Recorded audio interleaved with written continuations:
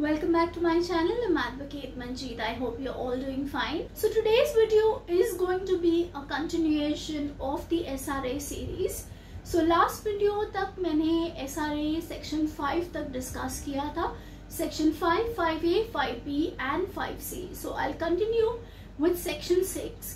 Now ये chapter में जो भी बाकी sections हैं, I don't think it's necessary to cover all of them. तो उनमें से जो भी relevant या important information या sections हैं वो मैं आपको बताऊंगी इस वीडियो में. So now we come to section 6 of the SRA Act. Now this section has to be read in relation or with section 5C of the SRA Act. तो ये section 5C से related है.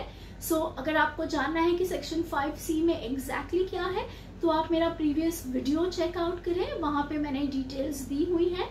But just in brief, just for your information, section 5C में competent authority अगर एक slum area में कोई improvement work carry out करना है तो owners को notice issue करती है कि you have to get the improvement work done at your own expenses. Section 6 ये कहता है कि जो notice owners को competent authority ने under section 5C दिया है to carry out the improvement work, अगर owners वो improvement work within the specified time limits अगर नहीं करते हैं तो competent authority वो improvement का काम खुद undertake करेगी, यानी कि वो काम improvement का competent authority on its own expenses यानी कि खुद खर्चा करके वो improvement work करेगी. But at the same time जो भी खर्चा हुआ है to carry out that improvement work वो recover करेगी from the owners via land arrears. Now next important section that I'll talk about is section 8. Now section 8 कहता है कि restriction on buildings in slum. So under section 8, competent authority via a notification in the official gazette notify कि एक particular slum area में कोई building construct नहीं की जा सकती है without a previous approval or permission of the competent authority in writing. तो यानी कि कोई ऐसे slum areas है जहाँ पे competent authority को लगता है कि यहाँ पे अगर कोई भी आपको building construct करनी है तो पहले आप writing में competent authority की permission या approval. तो ये जो notification होता है उसकी validity होती है 2 years. However, it can be extended by the competent authority. So ये 2 years को बढ़ा के renew करके और 2 years हो सकती है. However, at the same time, it cannot exceed 5 years.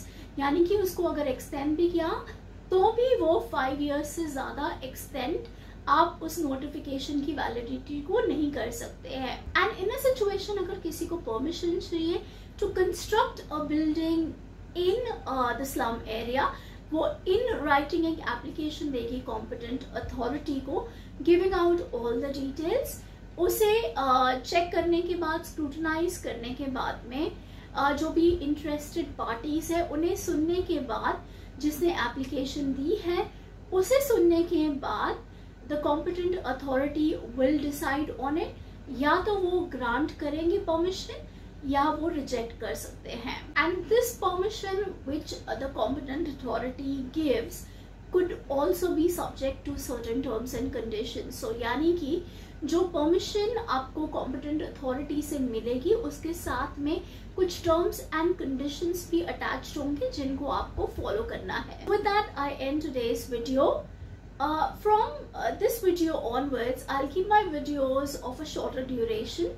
तो मैं छोटे ड्यूरेशन के वीडियोस बनाऊंगी and I will try to come out with 2 videos per week if possible, if time permits me. And a lot of you have been asking questions to me in the तो आपके जो भी questions होते हैं जो आप comments में put across करते हो, अगर वो general information related है तो it becomes easy for me to answer. अगर आप कोई specific question पूछते हो which is pertaining to only your own property, वो डिफिकल्ट हो जाता है मुझे आंसर करने के लिए for a simple reason.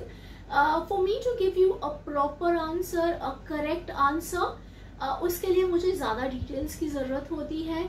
I would need to see the document. So in those situations, अगर आपका कोई personal question है which is not a general question, you can reach out to me on my Insta handle which is provided in the description. या आप मुझे email लिख सकते हो. I have given my email address also in the description.